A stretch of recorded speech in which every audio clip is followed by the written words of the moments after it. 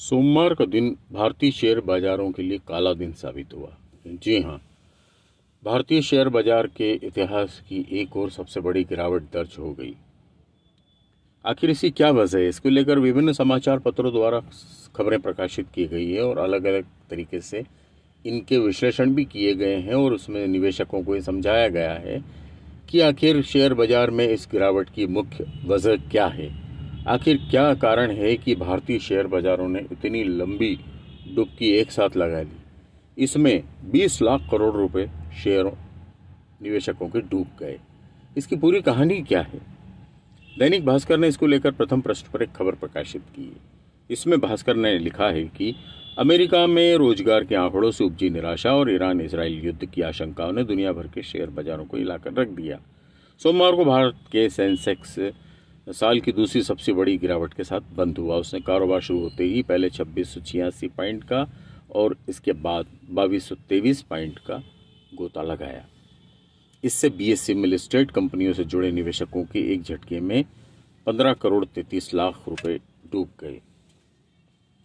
बाजार का कुल मूल्यांकन भी घटकर 441.84 लाख करोड़ रुपए पर आ गया। इसी तरह नेशनल स्टॉक एक्सचेंज का निफ्टी भी 662 पॉइंट गिरकर बंद हुआ।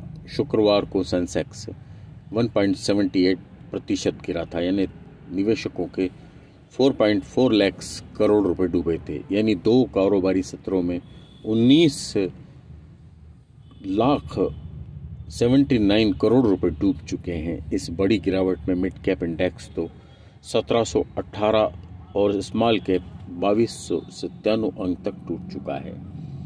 सबसे ज्यादा नुकसान सेंसेक्स में 3414 के शेयरों के भाव लुढ़क गए। इसमें metal, services, utilities, realty, industrial index और पावर शेयर आदि भी शामिल हैं। कुल मिलाकर इसको लेकर जो विश्लेषण प्रकाशित किया गया उसमें बताया गया है कि फेड रिजर्व ने जुलाई की पॉलिसी मीटिंग में ब्याज दरों में कटौती नहीं की। इससे बाजार को अमेरिका में मंदी का डर सता रहा है। एनालिस्ट मान रहे हैं कि अगर बाजार को संभालना है तो इस साल कम से कम 0.75% का रेट कट आना चाहिए। अमेरिका में नेगेटिव जॉब डाटा भी एक मुख्य कारण बताया जा रहा है, जहां पर कि जुलाई में बेरोजगारी दर 4.3% रही, जो 3 साल में सबसे ऊंची दर पर है।